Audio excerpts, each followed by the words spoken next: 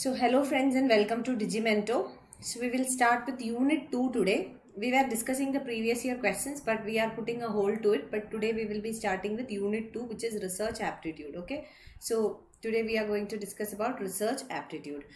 Now the first module that we will take up is the meaning, research, the meaning, the types of research, the characteristics, positivism, post-positivistic approach to research. So these are the topics that we will discuss under module 1, okay,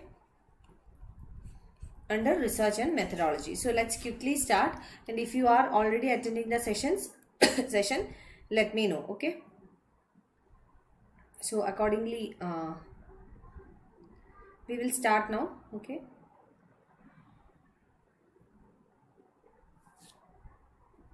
Now, yeah.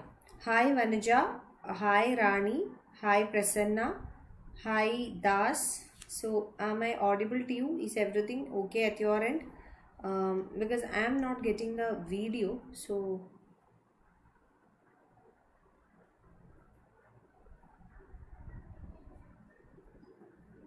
okay.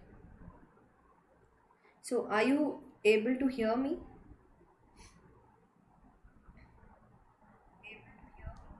Okay, now it's fine. Yeah, okay.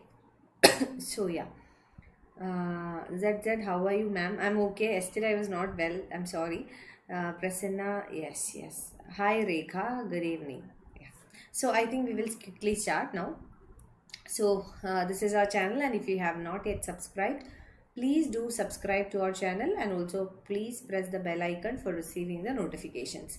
And if you are preparing for GATE, NTA UGC NET or PGT Computer Science, we are providing the online courses for the same. You can get the details of the courses from our website. So this is our website, that is www.digimento.com, or you can call to this number for getting more details about the courses that we provide, okay. So let's start now. So we will start with the meaning of research. So the first topic that we will be discussing is the meaning of research. Now, if we can split this word into two, research into two, you will get re and search. So these are the two words that we will get from here. So what is meant by re? Re means again, or doing it again, or a new, or over again. And what is meant by search? Search means to examine very closely and carefully, and to test and try, not to probe. So searching means to examine very closely. So this is the meaning of the term search. Now, what is research? So if you put this two things, re plus search, together, you will know what is research.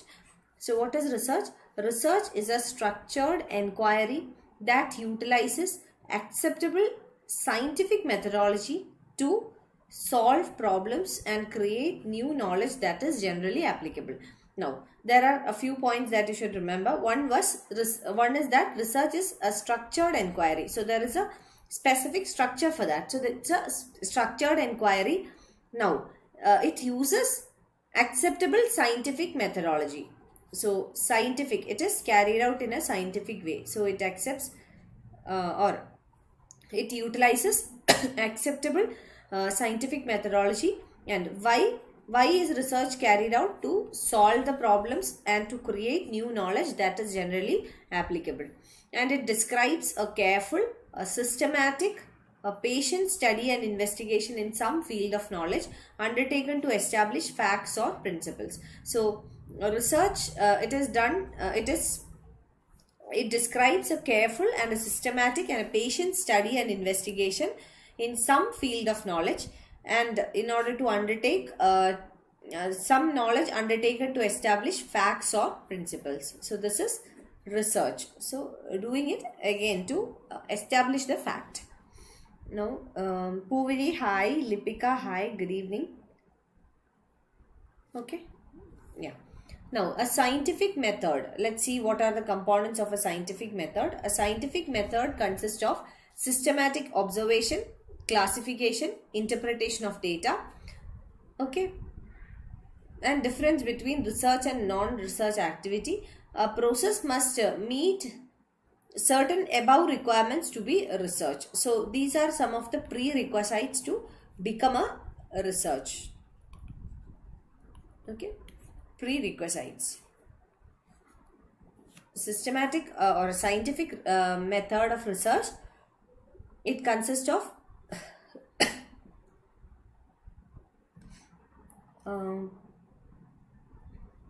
Lipika has commented, ma'am, today I am feeling very relaxed because you have started research. Okay, Lipika, thank you.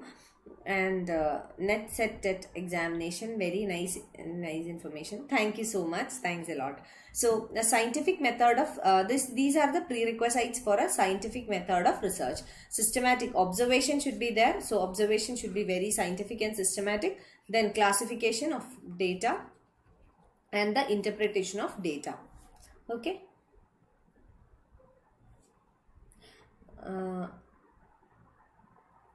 Manaja, I need to Indian logic class. Actually, I will not be taking the logical reasoning sessions, but I'll just inquire it with the team as to whether we will start. Sorry, when will we start the logical reasoning classes? Okay. Now, how to these are all very simple things. That's why I'm not going into the detail. I think the most important part here is that you need to know what to study. So that's why I have prepared this material very carefully. I have done so much of research to prepare this material. So this material itself will be very good for you and sufficient for you. So this module is basically regarding the meaning of research and all. So it's not very complicated. That's why I'm not going into the details. So if you have any doubts, you can ask me. I'll explain it further. Otherwise, I think this space should be enough for this particular module. Okay. Now, let's see how to undertake a research study to find answers. First one, it is undertaken within a framework of set of a philosophy. So it is undertaken under the framework of a set of philosophies. Philosophy means certain approaches. So philosophy is certain approaches. Example, quantitative approach, qualitative approach, academic discipline. So these are all examples of certain approaches.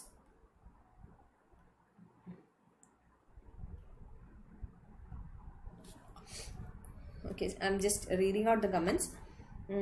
Step of research, okay. Lipika ma'am, which unit you teach? I feel very happy regarding that unit. Thank you so much, Lipika. Thanks a lot. Vanaja, thank you. You're welcome, Vanaja. Shivaranjani, hi, good evening. Okay, so again regarding research, how to undertake research study. Second step is it uses procedures, methods and techniques that have been tested for their validity and reliability. So second thing is that it uses certain procedures, methods and techniques that have been tested for their validity and reliability. Now, what is the difference between validity and reliability? Validity means the validity of something. So, correct procedures have been applied to find answers to a particular question. So, this is validity. Valid, whether it is valid or not, whether it is relevant or not. Okay, validity means relevance. Now, second one is reliability. So, reliability is quality of a measurement procedure that provides a repeatability and accuracy. So, reliability is quality of a whether we can rely on it, whether we can depend on that. So this is what is called reliability. Okay. Now third point is that it is designed to be unbiased and objective. Unbiased means it should not be biased towards a particular thing. So it should be unbiased, then it should be objective. It should be done in an objective manner. Now let's see what is unbiased and objective. Have taken each step in an unbiased manner. Unbiased means without any partiality.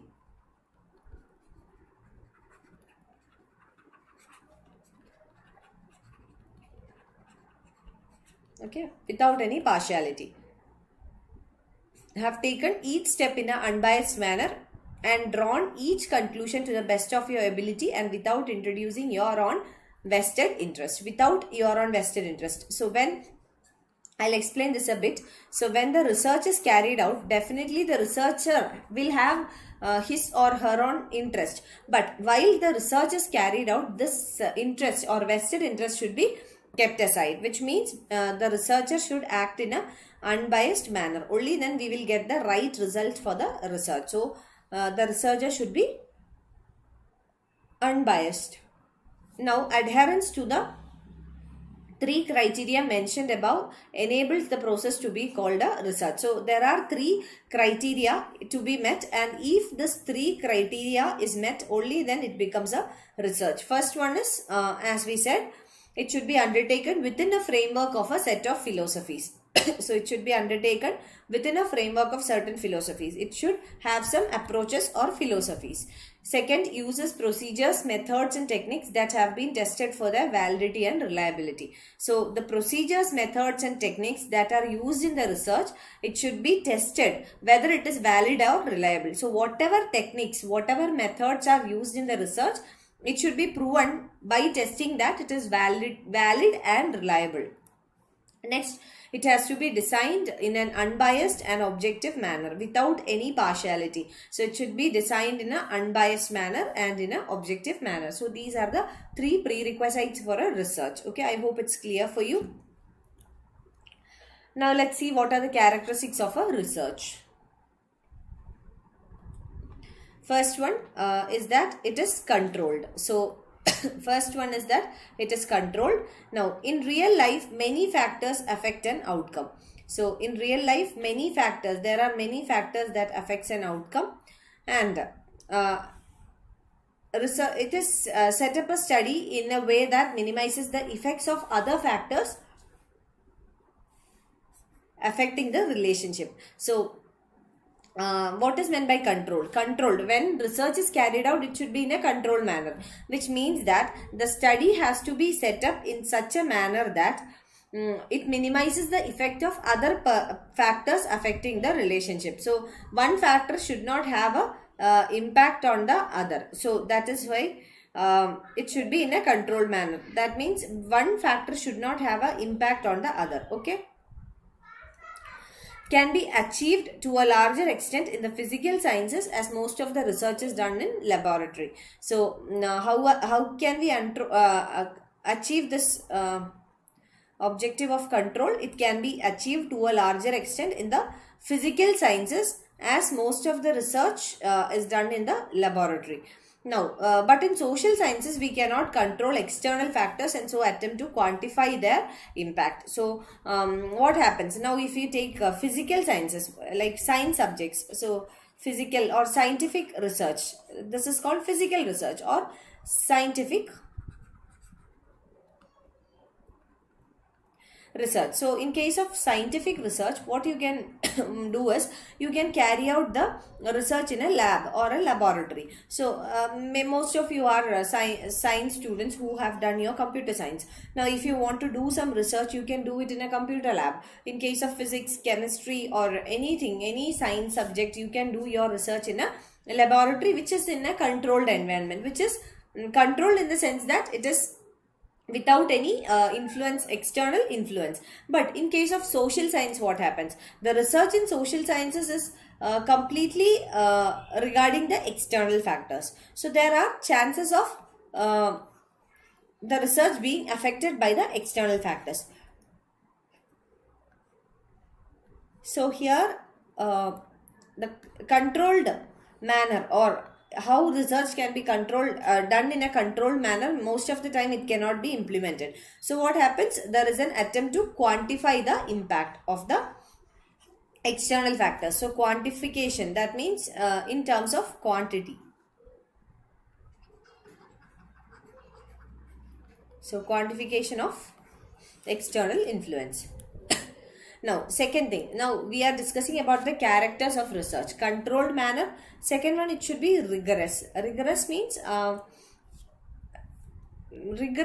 prepare rigorously. So, rigorous, it ensures the procedures followed to find answers to the question are relevant, appropriate, and justified.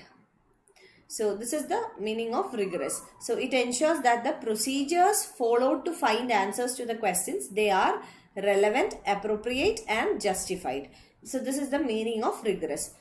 The degree of rigor varies between physical and social sciences and within the social sciences. Okay.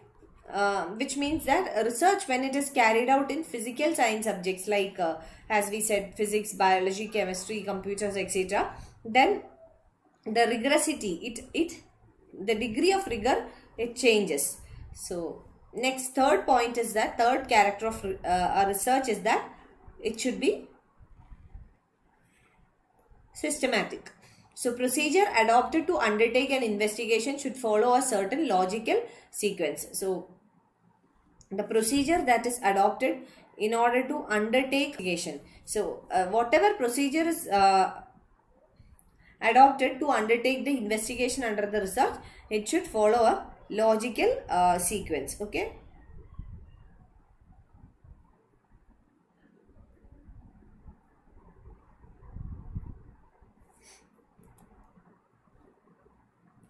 Next point is that it should be valid and verifiable.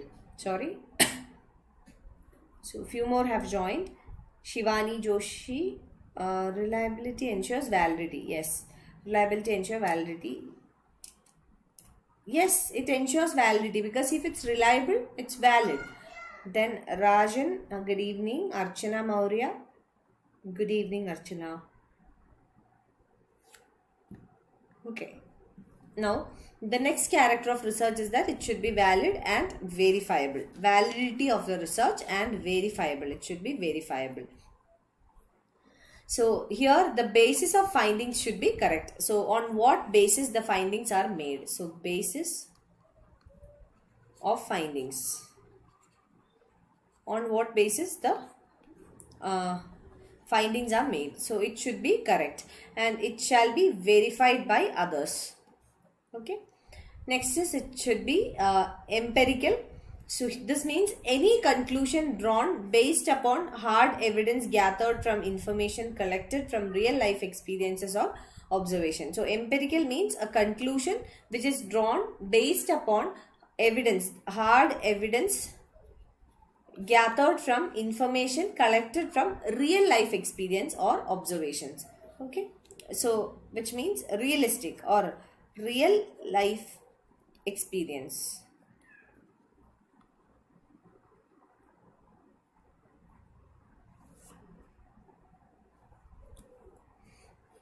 Now next one is critical. These are all very simple. That's why I'm not going into the explanation of any. So critical scrutiny of the procedures used and the methods employed is crucial. So critical scrutiny. Scrutiny means testing or scrutinization. Okay. So critical scrutiny of the procedures that are used and the methods employed is crucial, and the process of investigation must be foolproof and free from drawbacks. So investigation must be very transparent and it should be free from any drawbacks, and the process and the procedures used must be able to withstand critical scrutiny. So the procedures and the processes that used in the research, so procedures and the process used in research must be able to withstand scrutiny. Now this is important. Okay. Now these are the types of research. This is important for you. You can have a look first, then we will explain. So you can have a look at it first because you need a clarity before we start. Okay. So you can just look at it. Ilavarasi Senthil, hi, good evening.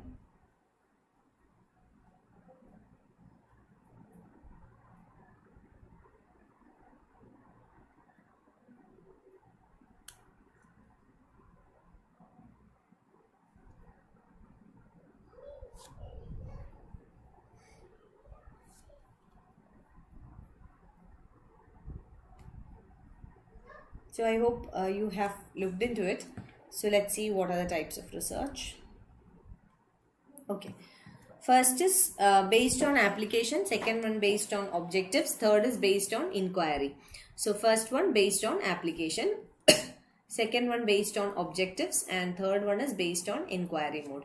So based on the application, Research can be pure or applied research. So this is one type of classification, and based on the objectives of the research, it can be descriptive research, it can be correlational research, or it can be explanatory or exploratory. So based on the objectives of the research. Now based on the inquiry mode means the way or the method of investigation.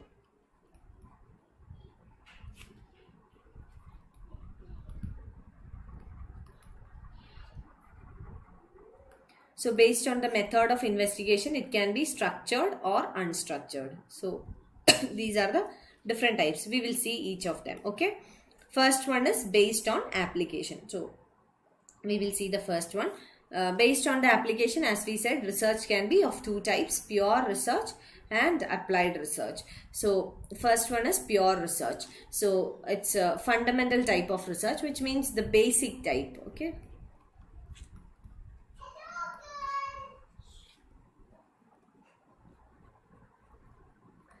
It involves developing and testing theories and hypotheses that are intellectually challenging to the researcher. So it involves developing and testing of hypotheses and theories which are intellectually challenging to the researcher. It may or may not have a practical application at the present time or in the future. That's why it's called a pure research. So purely it's research. It is just to find something. So it is all focused on findings. So it is all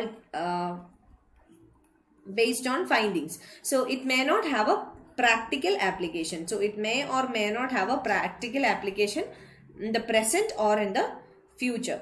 Then knowledge produced is sought in order to add to the existing body of research methods. So knowledge produced is sought in order to add to the existing body of research method. So this is purely research.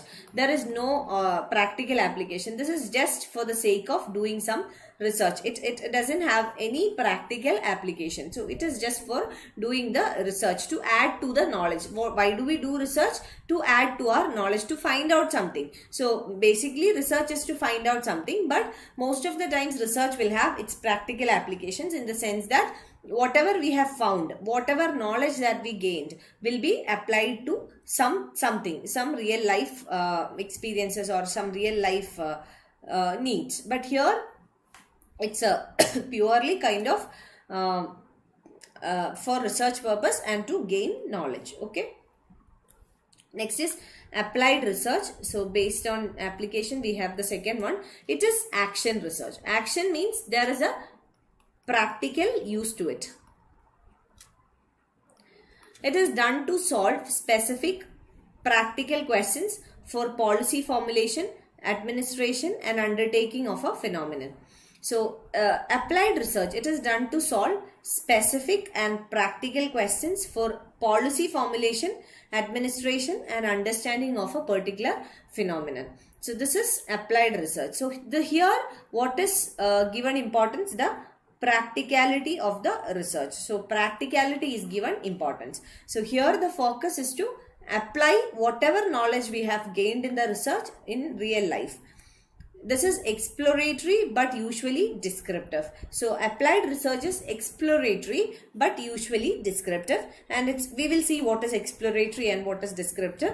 It is always done on the basis of basic research. So it's done on the basis of basic research. So first the basic research will be carried out, and based on that only applied research is done. Shivani Joshi, if you can provide example for this research. Okay, I'll give you. Okay. See, in many cases you must have seen in journals and all, there are many research which will not have any practical application. The objective is only to gain some knowledge. So such type of research is there. Now I'll give you an example of applied research, then I think you will get more idea. Last year, if you remember, two economists, actually 3 economists, they got the Nobel Prize, and one was from India. So he is not from India, but he has an Indian origin. His name is Abhijit Banerjee. Abhijit Banerjee, along with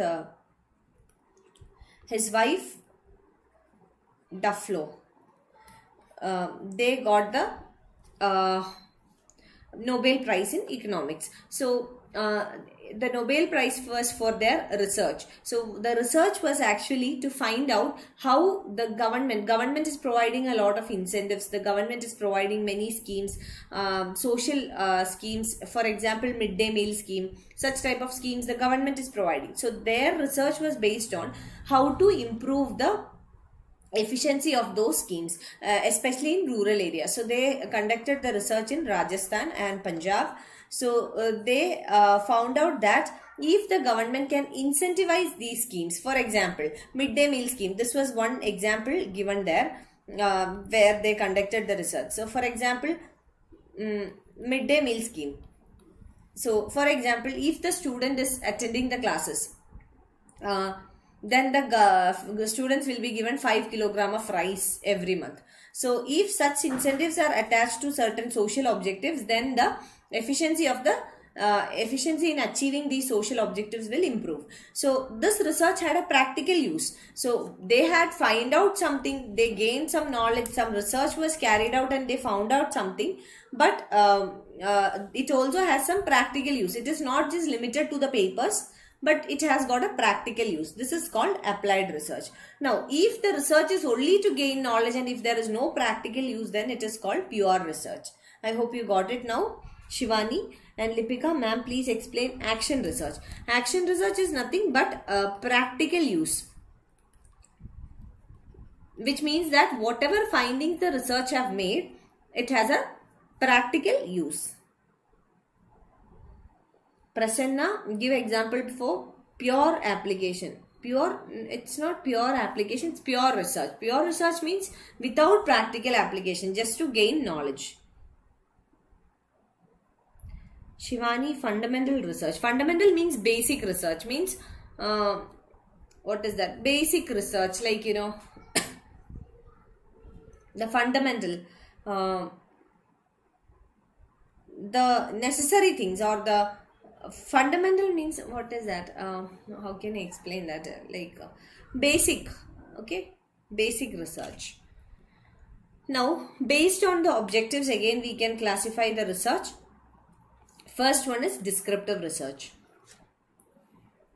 Second one is correlational research. So first let's see descriptive research. So descriptive research attempts to describe systematically a situation. So here the purpose is to describe systematically a situation, a problem, a phenomenon, a service or program, or provides information about the living condition of a community, or describes attitude towards an issue. So this is descriptive research. Okay, means here the purpose is description.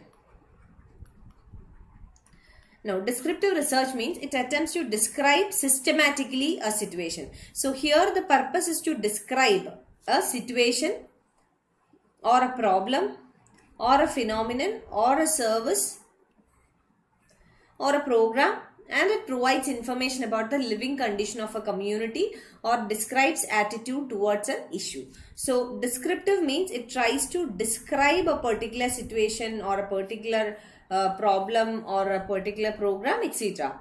Now, correlational research is done to discover or establish the existence of a relationship between two or more aspects of a situation. Now, for example, poverty, unemployment,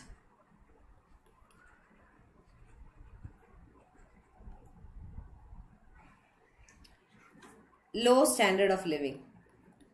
Now, there are many aspects to low standard of living. Unemployment is one aspect. If there is unemployment, the standard of living will be less. Poverty, then hunger. So there are many aspects to low standard of living.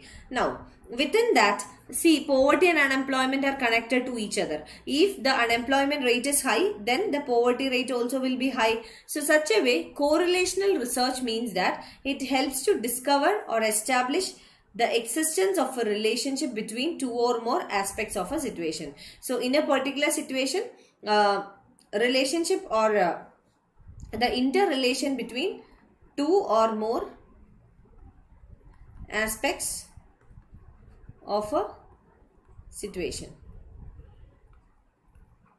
Okay, this is correlational research.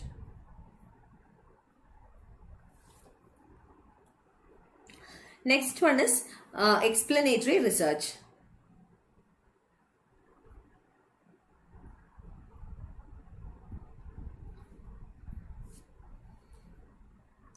Okay, any doubts?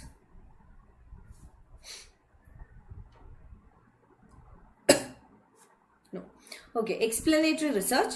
Explanatory means explaining, explanatory. So it attempts to clarify why and how there is a relationship between two or more aspects of a situation or a phenomenon. So why or how there is a relationship between two or more aspects of a situation. Now, in the previous one, that is in the correlational research, we said that in a particular situation there must be 2-3 aspects or more than that, and how they are interrelated to each other. The objective is only to find out how they are interrelated. But when it comes to explanatory research, it tries to explain the correlation or the relationship between two or more aspects of a situation or a phenomenon. Okay, so this is explanatory research. Now next we have exploratory research. Okay, explanatory, next is exploratory. So here exploratory research. It is undertaken to explore an area where little is known or to investigate the possibilities of undertaking a particular research study. So exploratory, it means to explore. Suppose for example in a particular field of research, now for example cosmic rays. I'm just giving you an example, okay, because this year they won the Nobel Prize, so just giving that example. Suppose there is very little information or knowledge available with regard to cosmic rays. So in this situation, an exploratory research will be carried out. Now here the purpose is that only very little knowledge is available, so we have to increase the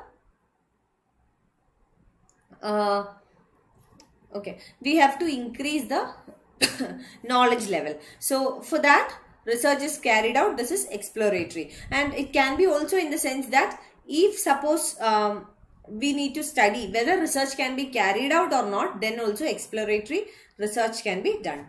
Now Lipika is asking me examples related to examples. I cannot give you specific examples.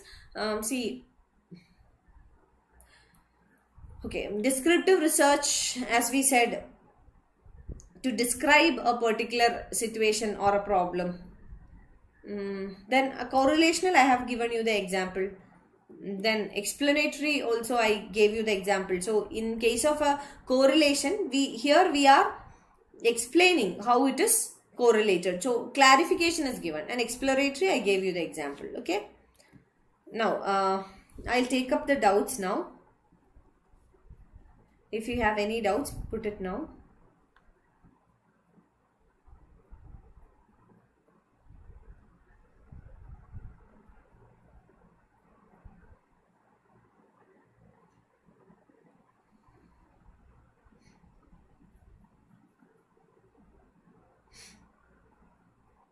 Any doubts?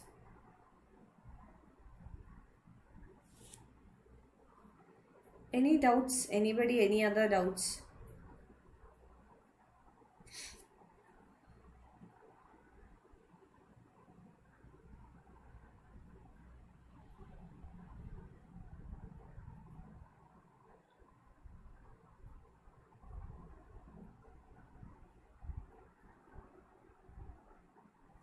So any other doubts?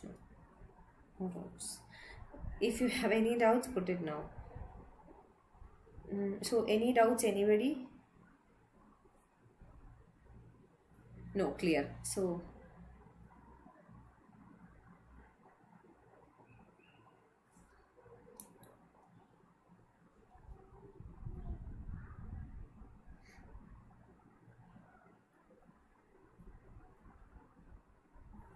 okay, so no doubt. Okay.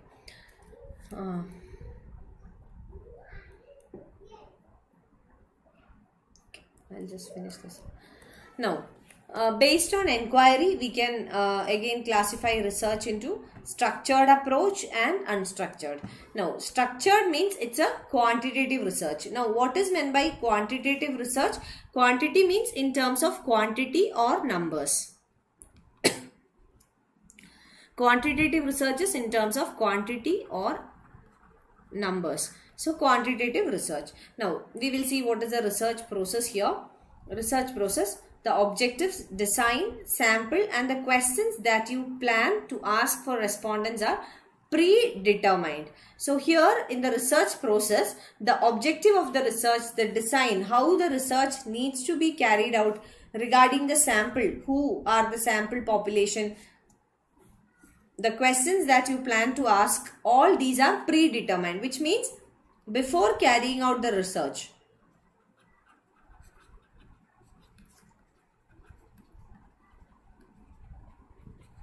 All these are predetermined.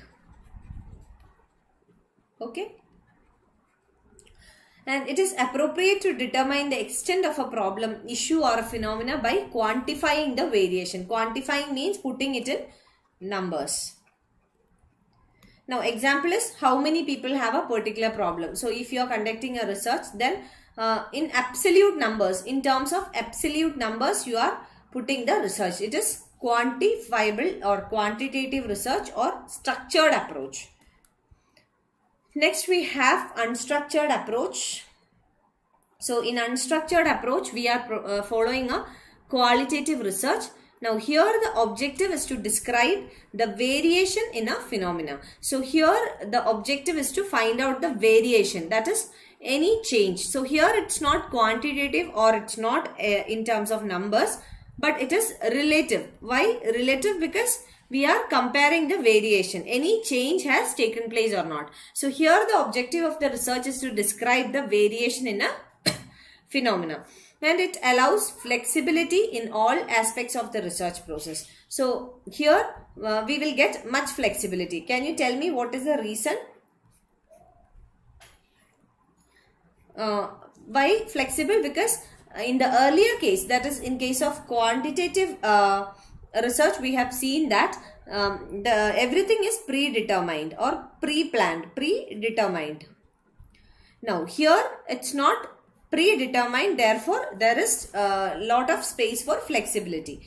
And it's appropriate to explore the nature of a problem, issue or a phenomena without quantifying it. Without putting the issue in terms of numbers, we can explore the issue and carry out the research.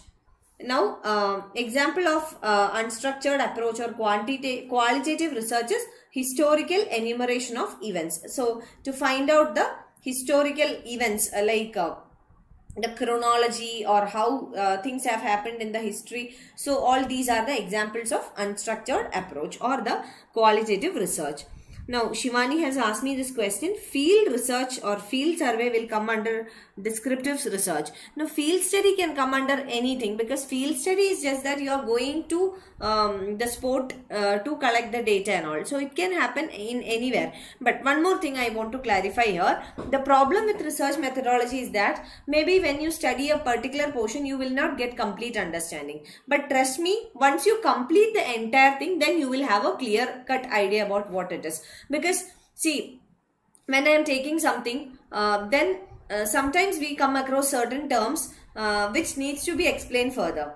So that we cannot take it then, because then the class will get diverted. So when we complete the entire research methodology, I am sure that all the questions will be okay for you. All the questions will be doable for you. So this is one problem with research. When you take up a particular portion, you feel that there is no connection and then you will not have that clarity. But once you have finished the entire thing, then I am sure that will give you clarity. So with that we will conclude today. So tomorrow we will take up the remaining rest of it. Please go through whatever we have learned today, so that tomorrow if you have any doubts, we will clear them first and then carry out. Okay.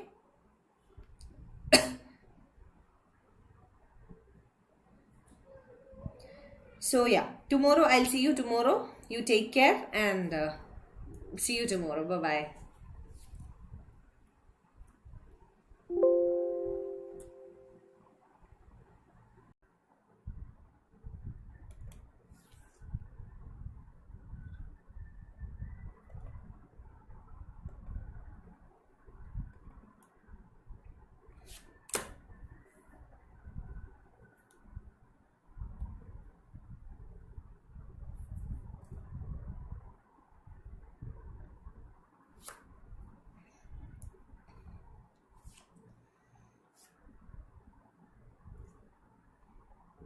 Hi Vikrant. Just a second.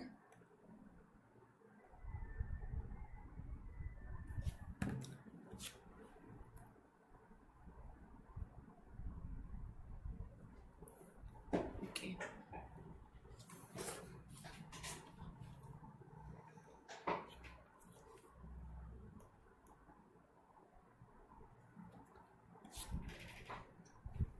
So hi.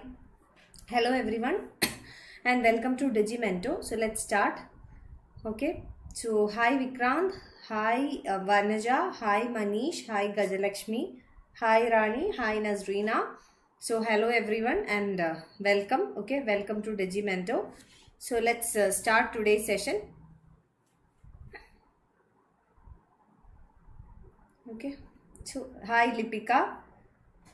Manish, when is the exam? Admit card is not available. It's on 11th of November, if I'm not wrong. Lipika, good evening. And Shiokant, hi, hello. So, welcome. We were discussing about research aptitude. So, this is unit 2 in our paper 1. So, this is research aptitude in your unit 2. Okay. So, yeah. So, this is the module, the first module. So, in the first module, we will be discussing about the research, meaning, types of research, the characteristics of research, positivism, post-positivistic approach to research. So these are the topics that we will be discussing or these are the important things that we will be discussing in this module. So let's start. Yesterday we have already started this module. So let's start today. Irene, hi, hello. And Vijay, hi ma'am, your videos are very good. Thank you so much Vijay. Thanks a lot for your support. Now, let's begin. So, if you have not yet subscribed to our channel, please do subscribe and also please do press the bell icon for receiving the notifications. And if you are preparing for GATE, NTA, UGC NET or PGT Computer Science, you can avail our online courses. So, we are providing you online courses for all these exams. So, you can avail any of them. And for that, details of those programs, you can either visit our website, that is www.digimento.com, or you can call to this number for getting more details about the courses that we provide. Okay. So this is the about the online classes. So more number of students have joined. Vikrant, hi. And Senthil, hello. Rajan, good evening. Hi Rajan. Vikrant, after a long time I'm attending class, ma'am. Yeah, welcome back Vikrant. And what happened in between? Meanwhile, what happened? Why you were not able to attend the sessions? Anyway, welcome back. Okay, welcome back. Now let's start. Okay. So yesterday we have already discussed about research. What is research? What is the meaning of research and all that? Okay. So yeah, this we have completed. So how to undertake a research study to find answers. This also we have completed.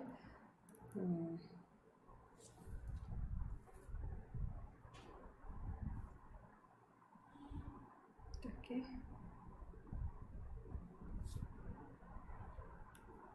Characters of research. Yeah. So I think we were discussing about types of research. So Vikrant has commented that there is an internet problem.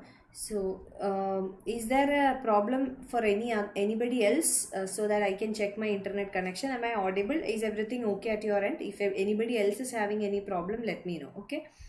And Meenachi, hi, good evening. And Vikrant, daily timing. Vikrant, now these days I'm taking classes only at 8 o'clock. Okay. So now I'm taking classes at 8 o'clock. 8 p.m. is the daily timing. 40 to 45 minutes. Maximum 45 minutes. Because I think you have the next session at 9 o'clock. So maximum I'll take only for 45 minutes. Okay. So yeah, I'll just, even though we have completed based on application and based on objectives, what are the classification, we will just revise them and then continue. Okay. So research broadly we can classify into research which is based on application, research based on objectives and based on inquiry mode. So these are the three types of broad classification of research. Now under research which is based on application, research can be pure research or applied research. So these are the two kind of research based on application. So based on the application. Okay. Now based on the objectives, that is the goal. So based on goal, research can be of three types: descriptive, correlational and four types: descriptive, correlational, explanatory and exploratory. So yeah, so based on objectives, four types. Okay, 4, 2. Then based on inquiry, it can again be classified into two, which is structured research and unstructured research. So these are the broader classifications of research. So we will take up each one of them. Now based on application and based on objectives, I think we have already completed yesterday, but quickly we will see what it is, just for your revision purpose. Okay, I'm just taking up the comments. Vikrant, after higher education, which topic started and how many classes are over? Okay, after higher education system, did you attend the entire higher education? Then I think there were only 2 sessions which were previous year questions. So we put a post to previous year questions and we started research because many students were asking for research. But once we complete one module of research, then we will take up questions. Like that we will simultaneously take, okay, so that both will be finished and you will not get bored also, because research is a kind of very dry topic. It's all like theory, so you may get bored. Okay, that's why. Okay, Senthil, low audio. I don't whether it's my side or yours. Now it's okay. Okay, if anything is there, let me know. Eklisha, hi, good evening Eklisha. And Irene, how many questions may ask from topics in NET? So basically there are 50 questions from paper 1. And from research you will get good number of questions. The reason being that the JRF examination, it's all research based exam. So because your JRF exam is also combined with your NET examination, you have a probability of getting more questions from this topic. Okay. Research, how many classes are over? Vikrant is asking me. Just one class. Yesterday we started with research, Vikrant. Okay. So yeah, let's see. Based on application. So based on application, we can divide research into two. One is pure research and the other one is applied research. So we said that pure research is basic research. That's why it's called fundamental research. That is basic research. So basic research is carried out and it involves developing and testing theories and hypotheses that are intellectually challenging to the researcher. It may or may not have a practical application at present time or in the future. So this is what.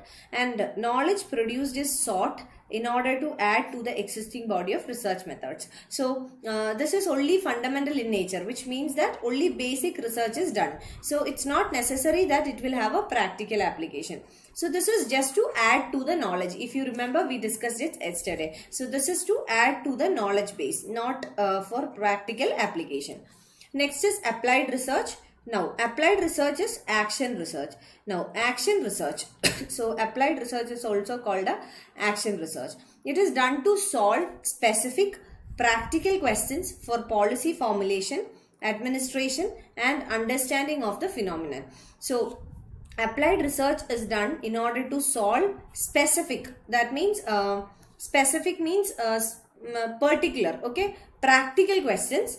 That is application level. So practical questions or application level questions for policy formulation, that is to formulate or to frame policies, administration and understanding of a phenomenon. So these are the objectives of applied research. It is exploratory but usually descriptive. So it's exploratory in nature, but it is usually descriptive in nature. So descriptive means giving descriptions.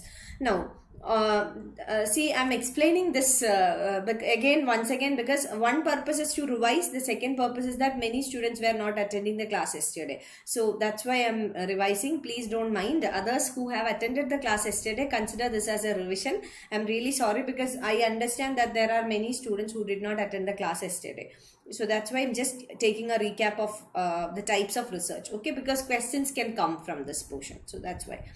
Now, it's always done on the basis of basic research. So we said that the basic research is pure research. Now, Applied research is done on the basis of pure research. Okay. Next is the research based on objectives, how the research can be classified. First one is descriptive research. So descriptive, what is meant by descriptive research? Descriptive means to describe. It attempts to describe systematically a situation, a problem, a phenomena or service or a program, or provides information about the living condition of a community, or describes attitudes towards an issue. So this is descriptive research. So descriptive research, it attempts to describe systematically a situation. So it attempts to describe, okay, a situation, a problem, phenomena or a service. So this is descriptive in nature. That means it's elaborate in nature. So descriptive means elaborate. Now, next is correlational research. Now, correlational means the relationship between each other. So, correlation, how it is related to each other. Now, correlational research is done to discover or to establish the existence of a relationship between two or more aspects of a situation. So, correlational research, the purpose is to discover or to establish the existence of a relationship between two or more aspects. That means it can be two variables also. So how two variables are related to each other. This is what is learned here.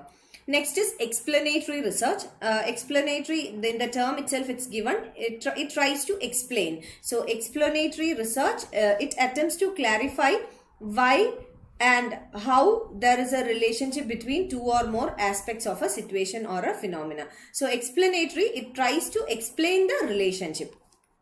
It tries to explain the relationship. Now, exploratory research, it is undertaken to explore an area where little is known, or to investigate the possibilities of understanding a particular research study. So, exploratory research is undertaken to explore an area. So, to explore, to find out new things. Explore means to find out new things. To find out new things or to explore an area where little is known, or to investigate the possibilities of undertaking a particular research study. To explore something, to explore either the possibility of a study in a particular area. Okay. Next is based on inquiry mode. So this is where we stopped yesterday. We stopped at exploratory research. So today we are starting from structured research. Based on inquiry, we will see structured and unstructured approach of research. Okay. From here we will be starting today. Now, based on inquiry mode, that is the mode of or the method adopted for inquiry. First one is structured approach. Structured approach is called quantitative research. Why it is called a quantitative research is because the research is, or the data collected in after the research is represented in number terms. That's why it's called a quantitative research, or in quantities. It is represented in quantities. Now, research process. Let's see what it is. The objectives, the design, the sample and the questions that you plan to ask of respondents are predetermined. So here the research process is predetermined. That means earlier itself there is a planning regarding the research process. So how the research needs to be carried out, the planning is done earlier at an early stage. Okay. So research process, that is the objectives of the research. Objectives means why the research is being carried out. Now, what is meant by research design? Design means the plan. Okay. So research design means the plan, how the structure of the research, how it should be carried out. Then the sample. Sample means the sample population. So how the sample should be collected, or who will be the target sample population, and the questions that you ask, or questions that you plan to ask the respondents. That is the type of data that you want to collect from the respondents. All these are predetermined under the structured approach. So based on inquiry mode research, the first classification is structured approach, and in structured approach everything is pre-planned. Before the research is being carried out, everything is determined. Now it's appropriate to determine the extent of a problem, issue or a phenomena by quantifying the variation. So it is appropriate to determine the extent of a problem. So the extent of a problem, issue or phenomena by quantifying the variation. Now, example, how many people have a particular problem? So, this kind of research, that is the structured approach or quantitative research, it is appropriate, or this kind of research is good to determine the extent of a problem, or till what is the level of that problem or a issue.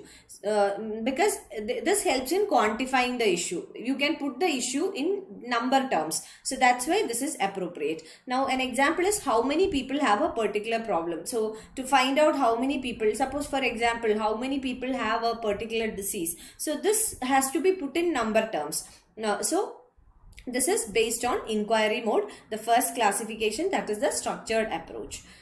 Next one is unstructured approach. So let's see what is an unstructured approach. Now after finishing this, I'll ask you questions and also you can ask me questions.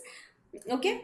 So yeah, because this type of research and all, it's important and you will get questions. As I told you, the reason is that JRF exam is combined with your NET exam. So JRF is Junior Research Fellow. So their research is given so much of importance. So you can expect a lot number of questions. So that's why. Now coming to unstructured approach. Okay. Unstructured approach, it is called qualitative research. Now quality, the quality of something, it cannot be measured in numbers. So cannot be measured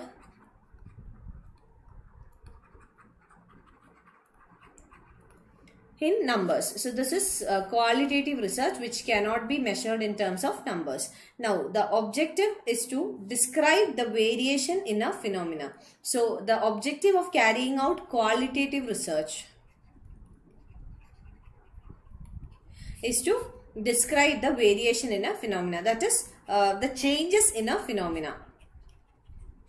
So changes in a phenomena. I'll give you an example. Suppose the price of onion. Okay, you have the data for 2005 and you have the data for 2019. So here you can actually go for a qualitative research, because here we are making a comparison, or you know, the variation, decrease is there or increase is there, to find out the inflation rates. So the objective is to describe the variation in a particular phenomena, to find out whether there is any variation in a phenomena. It allows flexibility in all aspects of the research process. So it has got a wide flexibility. So flexibility in all aspects of the research process, and it's appropriate to explore the nature of a problem. So it's good to explore the nature of a problem, issue or phenomena without quantifying it. So this helps to analyze an issue or to describe an issue without quantifying, without putting it into numbers. So without putting it into numbers, we will be able to identify, explore a problem or a phenomena.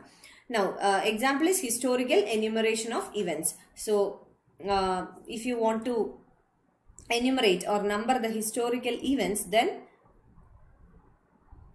you can do that using unstructured approach.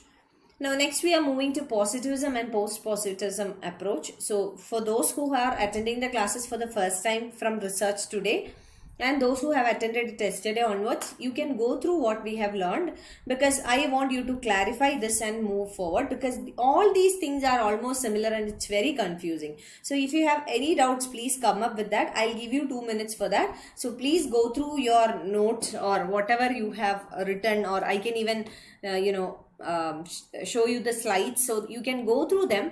So let me know if there is any doubts, especially when it comes to types of research, because I have seen many questions from types of research. Okay, so please go through them and let me know if you have any doubts.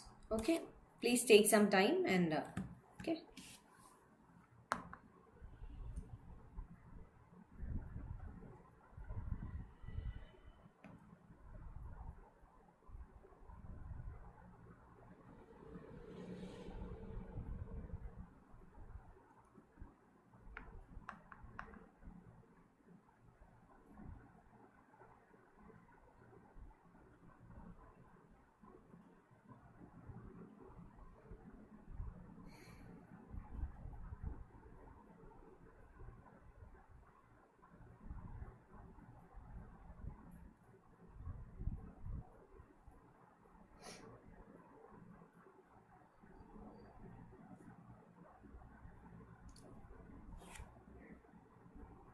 Okay, can you share?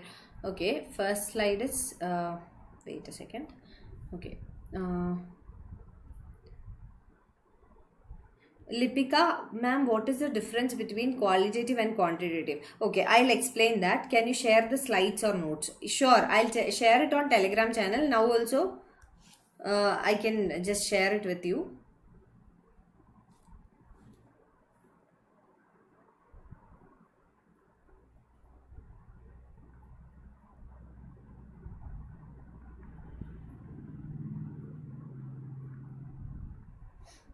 Okay.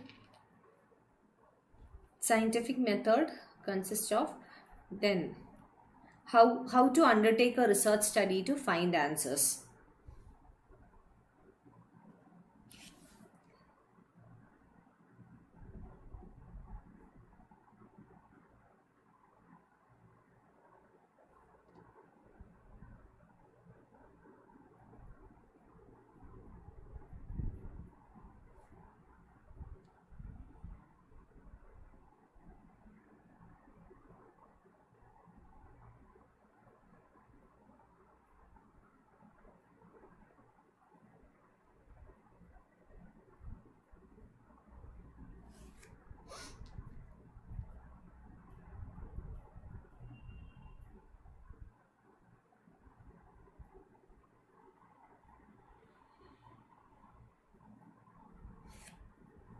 Okay.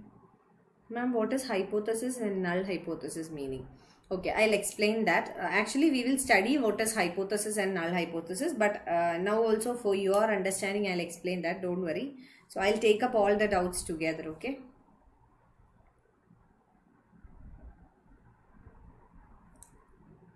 So others also, if you have doubts, put it. I'll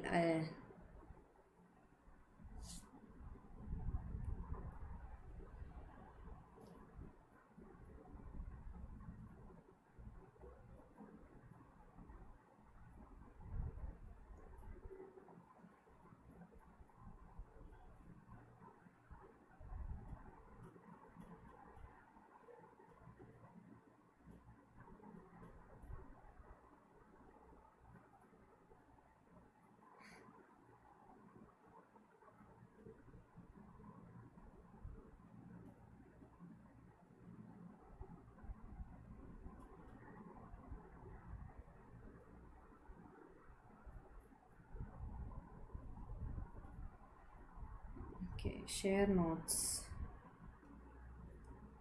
I'll share it with the team and they'll share it on Telegram, okay?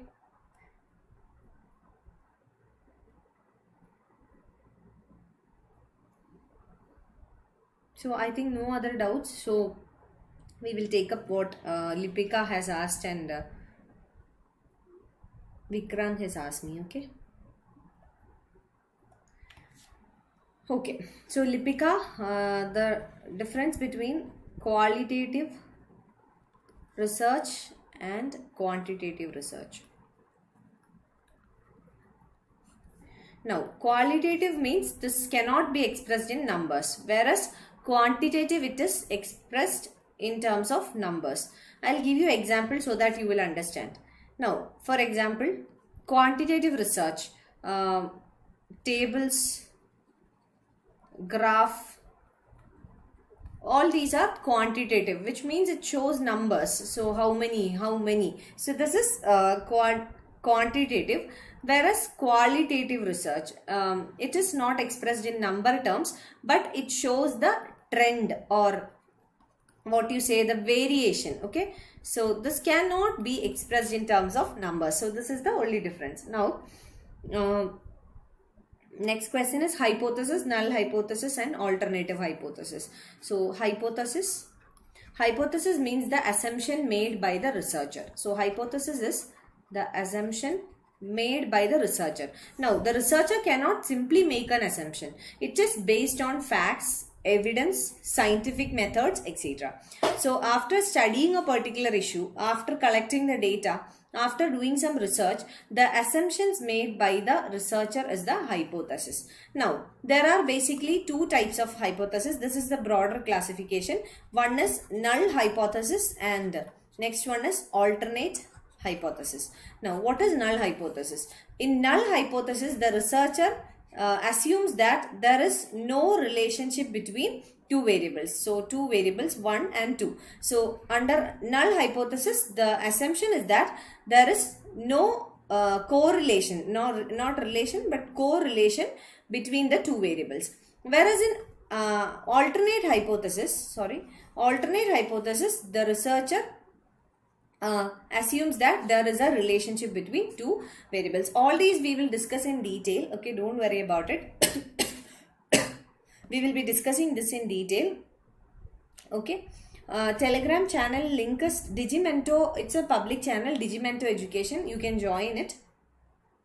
Okay, no issues. Okay. How can I get your notes? Anudeepa, we will share all the notes in the Telegram channel. You can get it from there. Okay. So yeah. Now I think we will continue.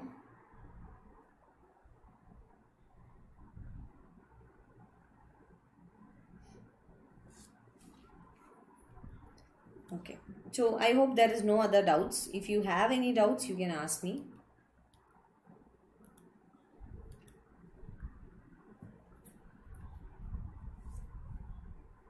Meenakshi, research ethics. We will come to it, Meenakshi, in detail, but I'll just tell you now what is research ethics. Research ethics means the researcher, while conducting the research, certain things has to be kept in mind. One, for example, unbiased. He or she should be unbiased in selecting the sample population or things like that. Then again, other research ethics means certain values that the researcher has to keep while conducting the research. That is research ethics. Certain morals and values that the researcher has to bear or has to inculcate while doing the research. Like for example, transparency, accuracy, relevance of the data, or it can be unbiasedness. So all these are some of the values that the researcher should hold. Okay. Now next we will come to positivism and post-positivism approach. So let's see what is positivism and post-positivism. First we will see what is positivism. So positivism, it argues for the existence of a true and objective reality that can be studied by applying the methods and principles of natural sciences and scientific inquiry. Don't worry, I'll explain. So Positivism means it argues for the existence of a true and objective reality. Now, what is meant by objective reality? Objective reality means that it is based on some facts, or scientific data. Facts or scientific data. So this is meant by objectivity. Okay. So positivism means, positivism says that there is an existence of, or there is a true and objective reality, and how this objective reality can be studied. It can be studied by applying the methods and principles of natural sciences and scientific inquiry. So positivism is nothing but it talks about the application of science and facts and evidences to find out true and objective facts or reality. So I hope you got it. Means you have to apply science, you have to apply logic, you have to be objective. Now when we study further, we will understand. I don't think it's very important for you, but just telling you. For example, Karl Marx. So Marx or Marxism. So Marxism had put forward certain theories. So these theories were not based on scientific evidences. There were many philosophers who criticized these theories. So that can be because it does not take a positivist approach. So under positivism, what is more important? The facts that we find out, or the findings of a research or findings, it should be based on true and objective reality. So how you can get true and objective reality? Only by the application of science or scientific data or scientific approach can give you a true and objective reality. Now, the role of the researcher is to provide material for the development of laws by testing the theories. So, under positivism, what is the role of a researcher? So, as a researcher has to provide material for the development of laws for testing various theories. So, this is the objective. Now, let's take up the comments. Meenakshi, what is meant by research? Okay, I have told you. Then clear for Lipika. Noob, Telegram link, it's DigiiMento Education. It's a public channel. You can join that. Okay, for Meenakshi also it's clear. Now,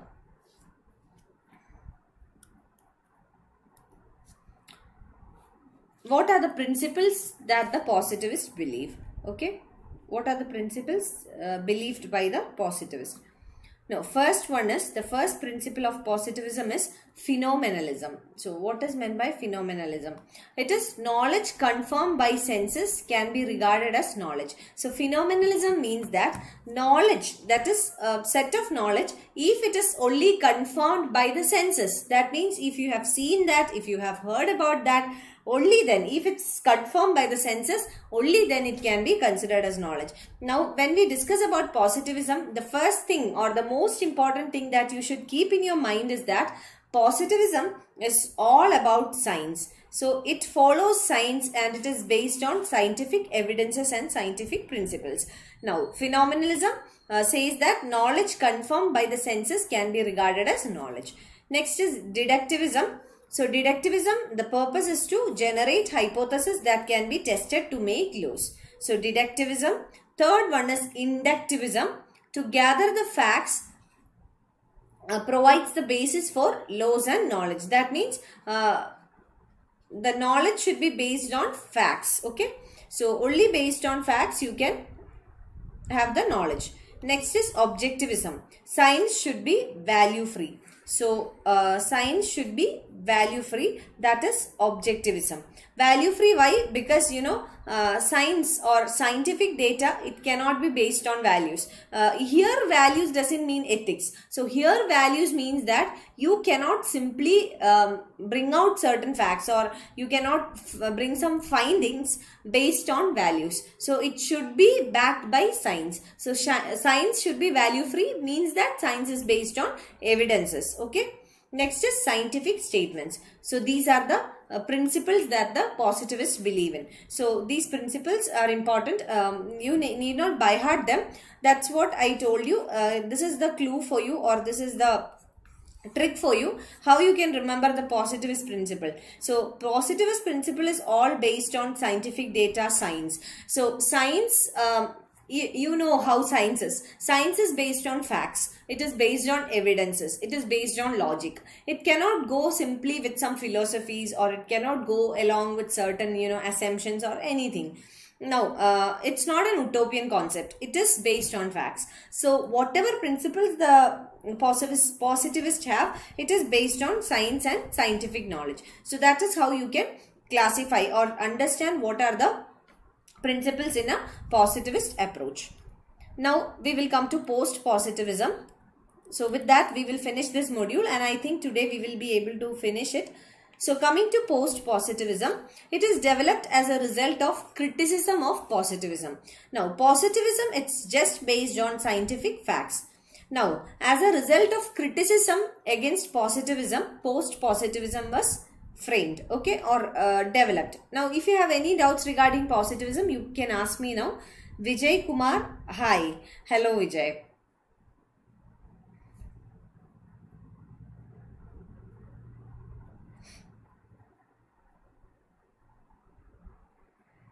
Just a second.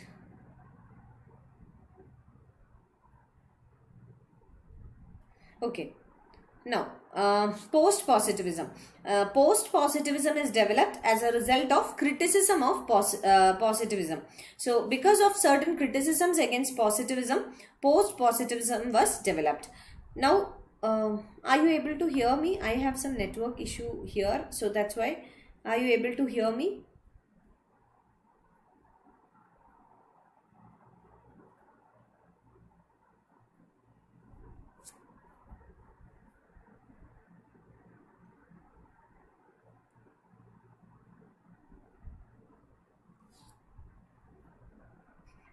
post-positivism is developed. Sorry.